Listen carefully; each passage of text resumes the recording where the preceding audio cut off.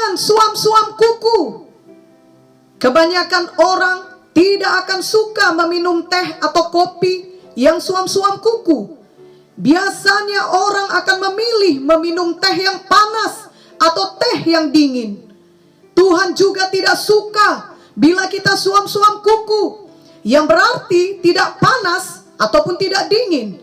Mari kita membaca Wahyu 3 ayat 14 sampai 19.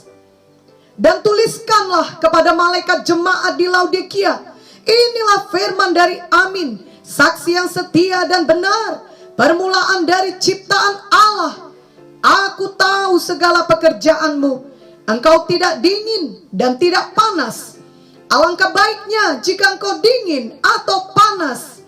Jadi karena engkau suam-suam kuku dan tidak dingin atau panas, aku akan memuntahkan engkau dari mulutku. Karena engkau berkata, aku kaya dan aku telah memperkayakan diriku, dan aku tidak kekurangan apa-apa. Dan karena engkau tidak tahu bahwa engkau melarat dan malang, miskin, buta, dan telanjang, maka aku menasehatkan engkau supaya engkau membeli daripadaku emas yang telah dimurnikan dalam api, agar engkau menjadi kaya, dan juga pakaian putih supaya engkau memakainya, agar jangan kelihatan ketelanjanganmu yang memalukan, dan lagi minyak untuk melumas matamu, supaya engkau dapat melihat. Barang siapa aku kasihi, ia kutegur dan kuhajar. Sebab itu relakanlah hatimu dan bertobatlah. Tuhan Yesus berkata kepada sidang jemaat di Laodikia bahwa ia mengetahui segala pekerjaan mereka. Kepada ketujuh sidang yang dituliskan dalam buku Wahyu 2 dan Wahyu 3, Tuhan berkata bahwa ia mengetahui segala pekerjaan mereka dan keadaan mereka. Baik kepada sidang Efesus, Smyrna, Pergamus, Tiatira, Sardis, Philadelphia, dan Laodikia, Tuhan mengenal apa yang dikerjakan oleh semua sidang jemaatnya itu. Sekarang ini pun tidak ada yang tersembunyi di hadapan Tuhan. Bagaimana keadaan kita sebagai jemaat Tuhan? Dalam ayat tadi, khusus untuk sidang Laodikia, Tuhan berfirman agar mereka keluar dari keadaannya yang tidak berkenan kepada Tuhan, yang suam-suam kuku. Sidang Laodikia yang suam-suam kuku ini perlu bertobat dari kemiskinan rohani. Mereka berkata bahwa aku kaya, aku telah memperkayakan diriku, aku tidak kekurangan apa-apa. Padahal Tuhan berkata, engkau tidak tahu bahwa engkau melarat dan malang, miskin, buta, dan telanjang. Mereka kaya secara materi, bahkan telah memperkayakan diri, tidak kekurangan sesuatu apapun. Tetapi Tuhan berkata, mereka melarat, malang, dan miskin. Tentunya Tuhan menilainya dengan standar kerajaan sorga, bukan dengan standar duniawi.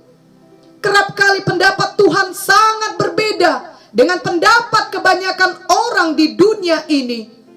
Misalnya dalam Lukas 12 ayat 13 sampai 21 dituliskan, seorang dari orang banyak itu berkata kepada Yesus, "Guru, katakanlah kepada saudaraku supaya ia berbagi warisan dengan aku." Tetapi Yesus berkata kepadanya, "Saudara, siapakah yang telah mengangkat aku menjadi hakim atau pengantara atas kamu?" Katanya lagi kepada mereka, "Berjaga-jagalah dan waspadalah terhadap segala ketamakan. Sebab walaupun seorang berlimpah-limpah hartanya, hidupnya tidaklah tergantung daripada kekayaannya itu." Kemudian ia mengatakan kepada mereka suatu perumpamaan. Katanya, ada seorang kaya, tanahnya berlimpah-limpah hasilnya. Ia bertanya dalam hatinya, "Apakah yang harus aku perbuat? Sebab aku tidak mempunyai tempat di mana aku dapat menyimpan hasil tanahku." Lalu katanya, inilah yang akan aku perbuat. Aku akan merombak lumbung-lumbungku, dan aku akan mendirikan yang lebih besar, dan aku akan menyimpan di dalamnya segala gandum dan barang-barangku. Sesudah itu aku akan berkata kepada jiwaku, jiwaku, ada padamu banyak barang tertimbun untuk bertahun-tahun lamanya. Beristirahatlah, makanlah, minumlah, dan bersenang-senanglah. Tetapi firman Allah kepadanya, hai engkau orang bodoh, pada malam ini juga jiwamu akan diambil daripadamu, dan apa yang telah kau sediakan, untuk siapakah itu nanti? Demikianlah jadinya dengan orang yang mengumpulkan harta bagi dirinya sendiri, jikalau ia tidak kaya di hadapan Allah. Jadi orang kaya ini berkata bahwa banyak hartanya, dan ia dapat bersenang-senang untuk bertahun-tahun lamanya. Orang-orang lain tentunya mengatakan bahwa orang kaya ini adalah orang yang sukses. Tetapi Tuhan berkata, dia adalah orang yang bodoh. Tentulah pendapat Tuhan yang benar. Jadi marilah kita bersungguh-sungguh hati menjalani hidup kita sesuai dengan kehendak Tuhan, dan bukan sesuai dengan standar dunia ini saja. Tuhan melihat jauh ke dalam hati kita. Apakah kita seorang yang mementingkan diri sendiri, atau seorang yang mengasihi Tuhan dengan segenap hati? Kita perlu menjaga hati kita selalu. Amsal 4 ayat 23 berkata, jagalah hatimu dengan segala kewaspadaan, karena dari situlah terpancar kehidupan. Lalu Lukas 8 ayat 14 sampai 15 menuliskan, yang jatuh ke dalam semak duri ialah orang yang telah mendengar firman itu, dan dalam pertumbuhan selanjutnya mereka terhimpit oleh kekhawatiran dan kekayaan dan kenikmatan hidup, sehingga mereka tidak menghasilkan buah yang matang. Yang jatuh di tanah yang baik itu ialah orang yang setelah mendengar firman itu menyimpannya dalam hati yang baik dan mengeluarkan buah dalam ketekunan. Jadi dalam perumpamaan tentang penabur diterangkan bahwa benih firman Tuhan yang jatuh ke dalam tanah dengan semak duri tidak akan menghasilkan buah. Ini disebabkan karena firman Tuhan itu terhimpit oleh keadaan hati mereka, yaitu terhimpit oleh kekhawatiran, kekayaan, dan kenikmatan hidup. Hal ini seperti sidang Laodikia yang tentunya masih terus menerima benih firman Tuhan yang jatuh ke dalam hati mereka. Tetapi hati mereka penuh dengan memikirkan kekayaan duniawi, kekhawatiran, dan kenikmatan hidup, sehingga firman Tuhan tidak mengeluarkan buah yang matang. Firman Tuhan tidak mengubahkan kehidupan mereka kepada kehidupan yang terus dibaharui, sehingga semakin menjadi seperti Yesus. Mereka penuh dengan kepentingan diri sendiri. Akibatnya rohani mereka menjadi dingin pun tidak, panas pun tidak, karena mereka penuh dengan kepentingan diri sendiri, sehingga keadaan rohani mereka menjadi suam-suam kuku. Mereka tidak fokus kepada Yesus, tidak fokus kepada kehendaknya, kepada panggilannya, kepada hidup untuk memuliakan Tuhan, kepada hidup yang dekat dengan Tuhan, yang bersekutu dengannya, hidup yang mengasihi Tuhan di atas segalanya. Semua yang dilakukannya sebenarnya adalah untuk kepentingan dirinya sendiri. Ia merasa hal tersebut sudah cukup baginya dalam pengikutannya kepada Tuhan. Itu sebabnya Tuhan berkata, engkau tidak tahu bahwa engkau melarat, malang, dan miskin secara rohani. Walaupun secara materi dia mengatakan dia adalah seorang yang kaya. Tuhan menyuruh mereka keluar dari kesuaman rohani dari kemiskinan rohani dengan membeli daripada Tuhan emas yang telah dimurnikan dalam api, agar mereka sungguh-sungguh menjadi kaya secara rohani. Emas ini juga berarti kehidupan yang takut akan Tuhan dan menjauhi kejahatan, yang berjalan dalam kekudusannya sehingga layak dipakai Tuhan untuk pekerjaan yang mulia. 2 Timotius 2 ayat 20-21 menuliskan, dalam rumah yang besar bukan hanya terdapat perabot dari emas dan perak, melainkan juga dari kayu dan tanah. Yang pertama dipakai untuk maksud yang mulia, dan yang terakhir untuk maksud yang kurang mulia. Jika seorang menyucikan dirinya dari hal-hal yang jahat, ia akan menjadi perabot rumah untuk maksud yang mulia. Ia dikuduskan, dipandang layak untuk dipakai tuannya, dan disediakan untuk setiap pekerjaan yang mulia. Kelak di hadapan pengadilan Kristus, maka semua pelayanan yang dilakukan dengan maksud yang mulia, yaitu untuk mengasihi Tuhan dengan segenap hati, akan tahan uji seperti emas yang dimurnikan dalam api. 1 Korintus 3 ayat 11-15 menuliskan, karena tidak ada seorang pun yang dapat meletakkan dasar lain daripada dasar yang telah diletakkan, yaitu Yesus Kristus.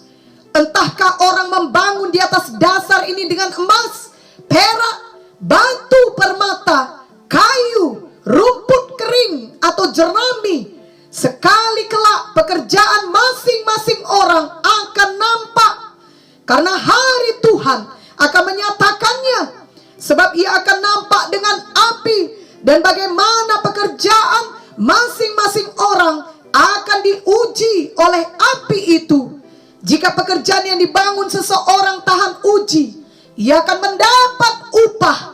Jika pekerjaannya terbakar, ia akan menderita kerugian, tetapi ia sendiri akan diselamatkan, tetapi seperti dari dalam api. Selanjutnya sidang Laodikia yang suam-suam kuku juga perlu bertobat dari kebutaan rohani. Ia tidak dapat melihat kemuliaan Tuhan dan kemuliaan setiap anak Tuhan yang hidupnya bertumbuh terus menjadi seperti Yesus. 2 Korintus 3 ayat 17-18 berkata, sebab Tuhan adalah roh, dan di mana ada roh Allah, di situ ada kemerdekaan. Dan kita semua mencerminkan kemuliaan Tuhan dengan muka yang tidak berselubung. Dan karena kemuliaan itu datangnya dari Tuhan yang adalah roh, maka kita diubah menjadi serupa dengan gambarnya dalam kemuliaan yang semakin besar. Dalam buku Wahyu tadi dituliskan bahwa Tuhan berkata, mintalah kepada Tuhan minyak, sehingga mata rohaninya tidak buta. Minyak adalah lambang Roh Kudus. Roh Kudus dapat membebaskan kita, sehingga kita melihat kemuliaan Tuhan, dan kita hidup hanya untuk menyenangkan Tuhan dan mempermuliakan Tuhan. Roh Kudus juga akan membukakan pengertian kita akan firman Tuhan, sehingga kita dapat mengerti firman Tuhan, mengerti kehendak Tuhan, mengenal jalan-jalan Tuhan. Dengan demikian kita tidak buta rohani, tetapi firman Tuhan dan Roh Kudus dapat memimpin kita dalam terang jalan Tuhan. Roh Kudus juga membuat roh kita menyala-nyala untuk Tuhan, fokus kepada Tuhan, dan tidak suam-suam kuku lagi. Roma 12 ayat 11 berkata, janganlah hendaknya kerajinanmu kendor, biarlah rohmu menyala-nyala dan layanilah Tuhan. Marilah kita selalu penuh Roh Kudus, penuh dengan firman Tuhan. Biarlah roh kita menyala-nyala untuk melayani Tuhan. Sidang Laodikia yang suam-suam kuku juga perlu bertobat dari ketelanjangan rohani. Hal ini berarti mereka minim memakai kebenaran Tuhan dalam hidupnya. Kita harus memakai atau mengenakan manusia baru yang terus dibaharui, yang berjalan dalam kebenaran dan kekudusan yang sesungguhnya. Jika seseorang hidup menurut kebenarannya sendiri atau hidup dalam manusia lama dan tidak mengikuti kebenaran dan kekudusan Tuhan, maka ia seperti orang yang telanjang di hadapan Tuhan. Ia tidak mengenakan pakaian kebenaran Tuhan. Efesus 4 ayat 22 sampai 24 berkata, yaitu bahwa kamu berhubung dengan kehidupan kamu yang dahulu harus menanggalkan manusia lama yang menemui kebinasaannya oleh nafsunya yang menyesatkan, supaya kamu dibaharui di dalam roh dan pikiranmu, dan mengenakan manusia baru yang telah diciptakan menurut kehendak Allah di dalam kebenaran dan kekudusan yang sesungguhnya. Dan Wahyu 19 ayat 8 sampai 9 berkata, dan kepadanya dikaruniakan supaya memakai kain lenan halus yang berkilau-kilauan dan yang putih bersih. Lenan halus itu adalah perbuatan-perbuatan yang benar dari orang-orang kudus.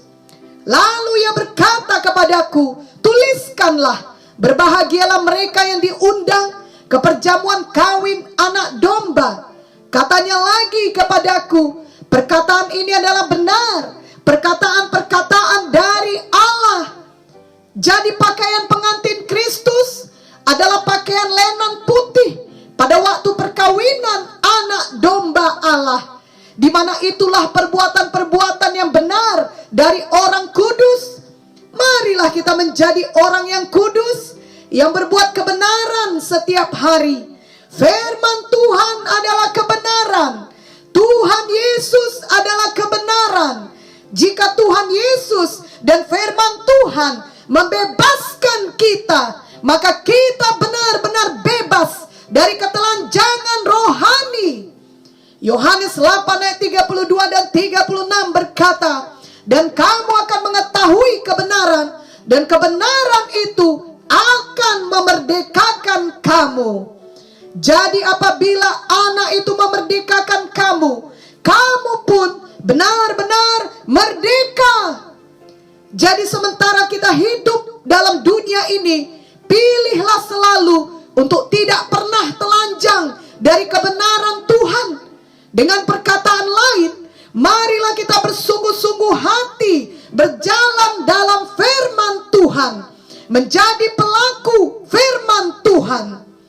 Yakobus 1 ayat 25 berkata, tetapi barang siapa meneliti hukum yang sempurna, yaitu hukum yang memerdekakan orang, dan ia bertekun di dalamnya, jadi bukan hanya mendengar untuk melupakannya, tetapi sungguh-sungguh melakukannya, ia akan berbahagia oleh perbuatannya.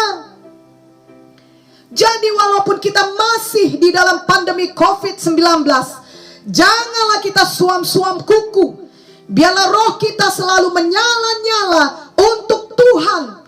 Kita belajar dari nasihat Tuhan kepada sidang Laodikia, agar tidak pernah menjadi miskin rohani, tetapi biarlah kita berusaha untuk selalu kaya secara rohani, yakni dengan memberikan seluruh hidup kita fokus untuk Tuhan dan bukan untuk diri sendiri. Kita juga tidak mau buta rohani. Sebaliknya kita mau selalu penuh dengan firman Tuhan dan penuh dengan Roh Kudus. Dengan demikian kita selalu berjalan dalam terang Tuhan dan selalu dipimpin oleh Roh Kudus dan oleh firman Tuhan. Kita juga tidak mau telanjang secara rohani, tetapi sebaliknya kita mau selalu berpakaian kebenaran, yang berarti setiap hari kita hidup memakai firman Tuhan dan menjadi pelaku firman Tuhan. Amin dan amin.